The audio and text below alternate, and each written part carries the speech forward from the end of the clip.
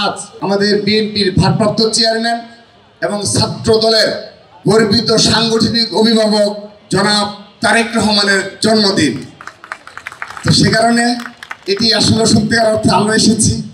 আমরা বিভিন্ন মাদ্রাসায় আমরা শুধুমাত্র শিক্ষা উপকরণ বিতরণ করছি ছাত্র দলের পক্ষ থেকে, যেহেতু আমাদের সর্বোচ্চ অভিভাবক থেকে স্পষ্ট নির্দেশনা কোনো কর্মসূচি পালন করা যাবে না।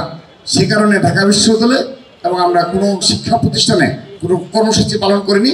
শুধুমাত্র ছাত্র দলের পক্ষ থেকে সারা বাংলাদেশে মাদ্রাসায় আমরা শিক্ষা উপকরণ, মাদ্রাসা শিক্ষার্থীদের মাঝে শিক্ষা উপকরণ বিতরণ এবং দোয়ার আয়োজন করেছি।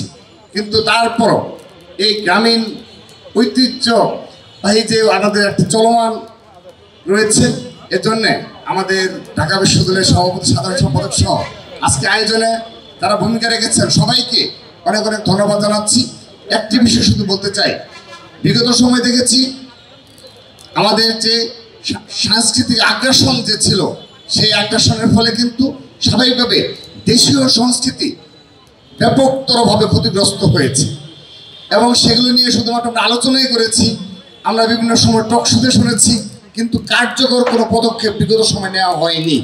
এবং অবশ্যই এই বিগত সময় উদ্দেশ্য প্রণোদিতভাবে ভিনদেশি সাংস্কৃতিক যে আগ্রাসন ছিল সেগুলো পুরোপুরিভাবেই গ্রাস করেছে দেশীয় সংস্কৃতিকে।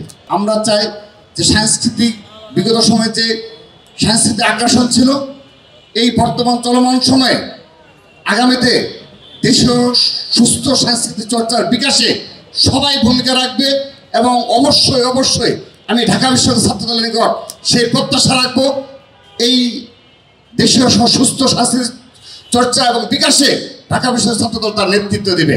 সবাইকে ধন্যবাদ।